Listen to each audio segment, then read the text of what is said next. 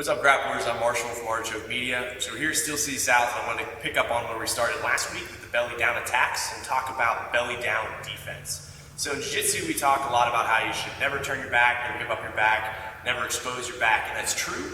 But sometimes turning away and bellying down is your only option, and if you're in the wrong corner, I guess is the better way to put it than the right corner. If you're in the wrong corner, it can be your only option. So you still have to belly down safely. And a lot of students I work with, and I see a lot of people belly down, they make it more of a scramble, really explosive, and they don't do it in a technical way. So I want to show some things that I've been playing with that have helped me belly down safely and also set up some attacks and transitions. So with this, these ideas, I've been able to belly down and start turning into an offense pretty quick. So last week we talked about my opponent looking for a clock choke as I belly down and looking for a back hook as I belly down. So I want to block both those channels when I turn away here. So Paul's got me in side control. I'm starting to turn away. As I start to turn, this hand that's around my head can very quickly find my neck. Okay? So as I start to turn here, Paul can start looking for that choke. Maybe even in no-gi, you might get a rear naked choke. So let's back up a little bit more. So the first thing I want to do is protect my neck. So the arm that's high when I start to belly down is going to come inside under my chin just to block that choke channel. Now I don't want to go up too high by my ear because Paul's going to gift wrap me. He's just going to grab that wrist and wrap me up really fast. Yes, that's an easy win for Paul. So a lot of people don't block that choke because they're so worried about their arm getting high and getting wrapped up. So all you need to do though is just take the edge of your fingers, put it right at the tip of your chin here, like Big Bad Wolf, right here, and fold your head down and just block that channel. Because as long as he can't get across to this collar, I'm not going to get choked. So just boom here, head down, nice and heavy to slow that arm down. It's not super foolproof. He can still really drive into me if he needs to, but this will shut down 90% of his attacks. So that's the first thing, is block that choke. So now as I start to turn, I can control that hand as I come up.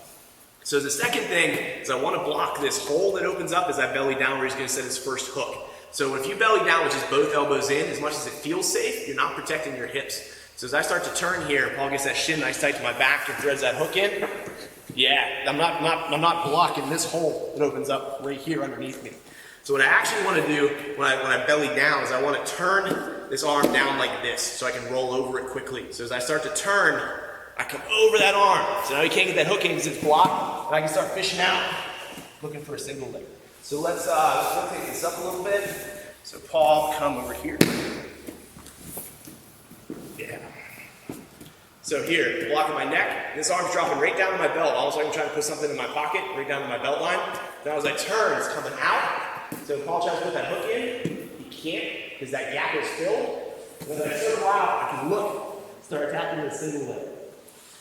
So you feel like this is bad posture because you're so used to having your arms inside here like this is safe, but you're actually transitioning to a different kind of posture. It's more of a back defense posture.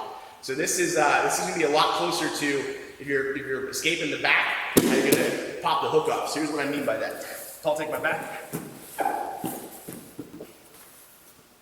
So if Paul's on my back here, I'm blocking the choke with one hand, and I'm dropping this hand down here, and that hand's peeling this hook off. So look at my hand position. It's almost exactly like what we were doing before. And I use that to start turning and escaping.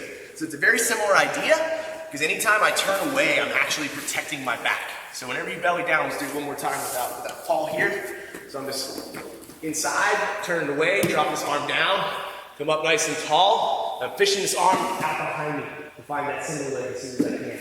It's can be a little bit of a strange idea, but I've had a lot of success with it, and I think you might too. So give it a shot.